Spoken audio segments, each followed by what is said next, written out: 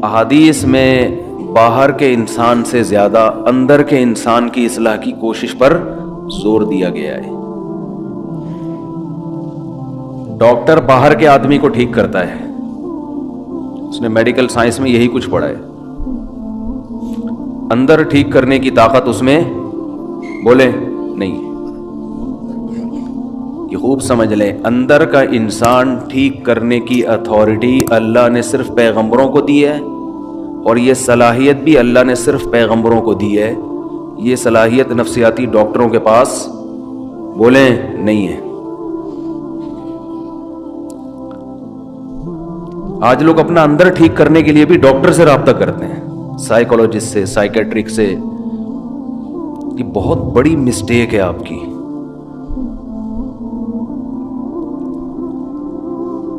ہاں، کسی سائیکولوجسٹ سے آپ رابطہ اندر کا انسان ٹھیک کرنے کے لیے اس وقت کر سکتے ہیں جب اندر خرابی باہر خرابی کی وجہ سے ہو۔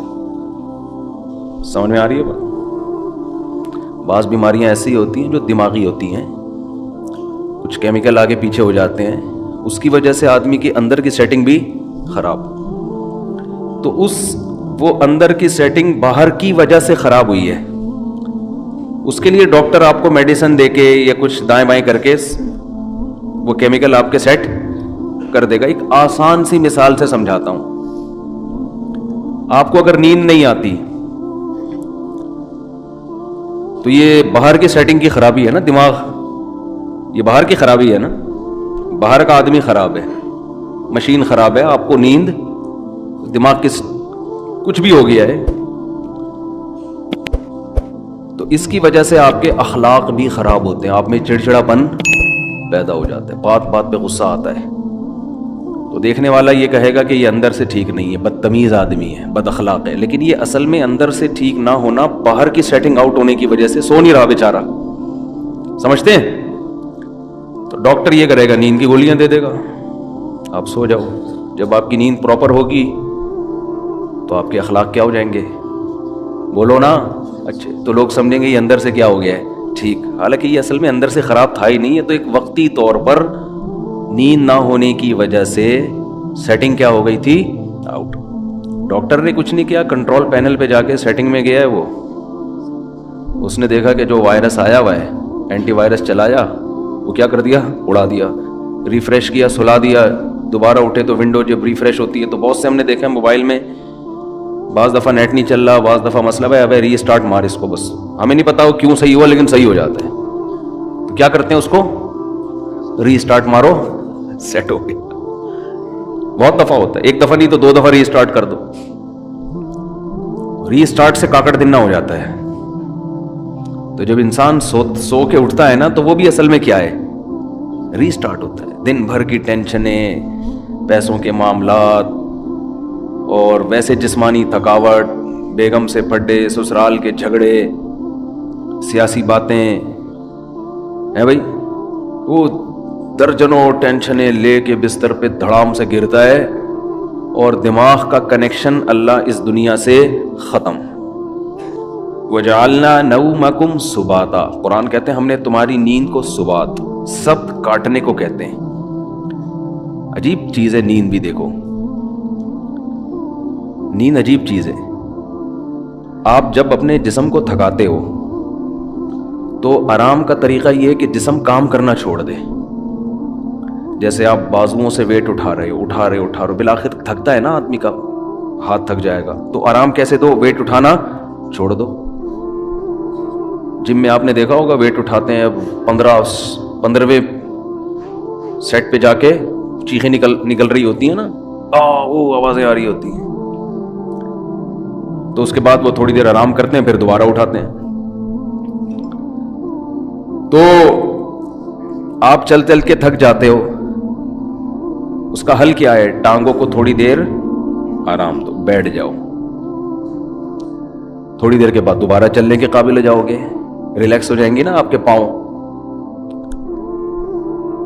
لیکن دماغ جو سارا دن سوچتا ہے نا، دماغ کا دیکھو، جس باڈی کا جو کام اللہ نے لگایا ہے اس سے وہ کام لینا چھوڑ دو تو باڈی ریلیکس ہو جاتی ہے۔ سمجھ رہے ہیں کہ نہیں سمجھ رہے ہیں؟ بھائی کام لینا چھوڑ دیں نا, ہاتھ سے وزن اٹھانا چھوڑ دیں تو ہاتھ کیا ہو جائیں گے؟ ریسٹ. چلنا چھوڑ دیں تو ٹانگوں کو کیا ملے گا؟ ٹانگوں کا کام ہے چلانا.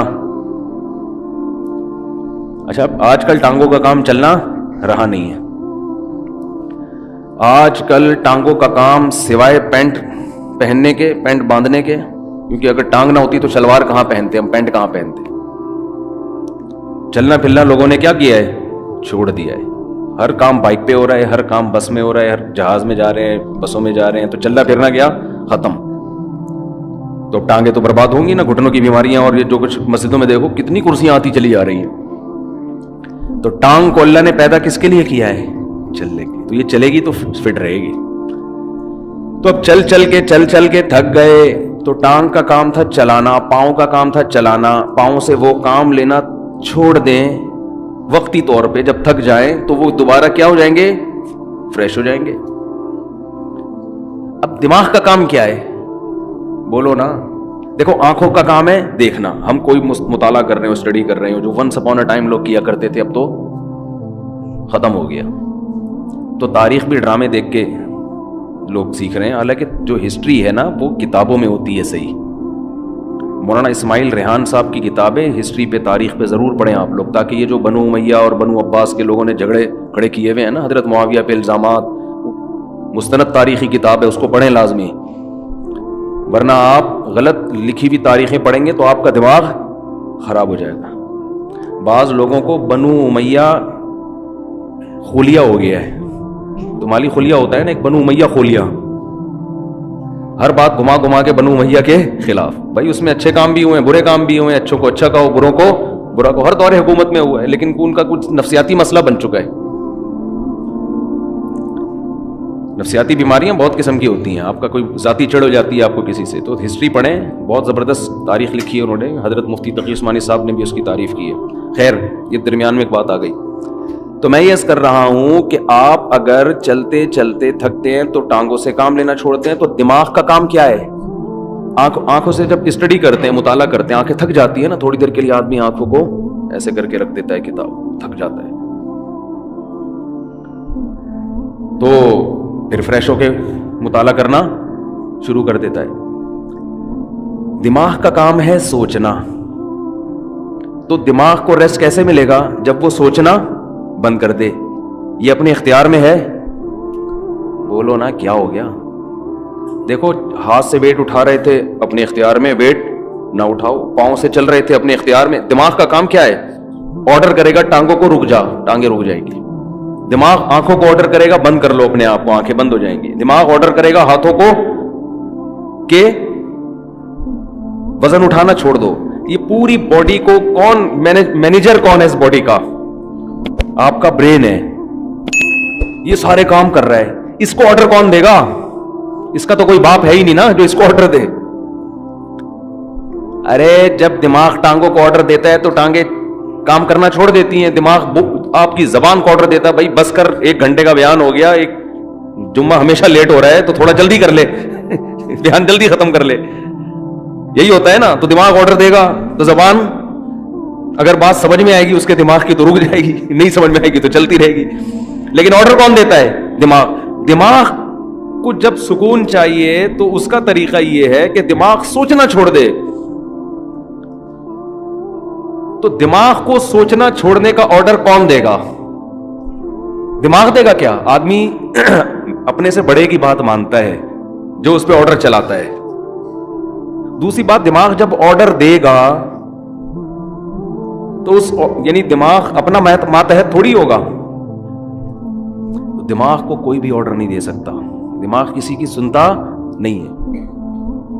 دماغ کو آرڈر وہ دے گا جو دماغ سے اوپر ہے, وہ اللہ ہے, اللہ کے سوا کوئی نہیں ہے. اس لیے اللہ کہتے ہیں وَجَعَلْنَا نَوْمَكُمْ سُبَاتًا, ہم نے بنایا ہے تمہاری نیند کو دماغ اور اس دنیا کا رشتہ ڈسکنیکٹ کرنے والا. نیند کو اللہ نے ایسا بنا دیا کہ آپ کے دماغ کا اس دنیا سے کنیکشن کیا ہوتا ہے؟ ڈسکنیکٹ, سوئچ آف ہو جاتا ہے. تاریں کاٹ دی جاتی ہیں. جو دماغ کی تاریں ہیں نا جو پھیلی ہوئی ہیں, جو دیکھ رہا ہے دھوپ ہو رہی ہے, بارش ہو رہی ہے, نہیں ہو رہی ہے, گرمی ہو رہی ہے, سردی ہو رہی ہے, چمونی آپا کیا کر رہی ہیں, اور بیگم کچن میں کیا کر رہی ہے, اور میری بچی کا فون کیوں نہیں آیا, میرا بچہ ابھی تک کمبخت 3 بج کے گٹر کے ڈھکن پہ کیوں بیٹھا ہوا ہے صبح 1-1 بجے تک. یہ سارے مسائل کھوپڑی میں گھومتے ہیں کہ نہیں گھومتے؟ حادثہ کہ آدمی جب سونے کے لیے لیٹتا ہے تو اور زیادہ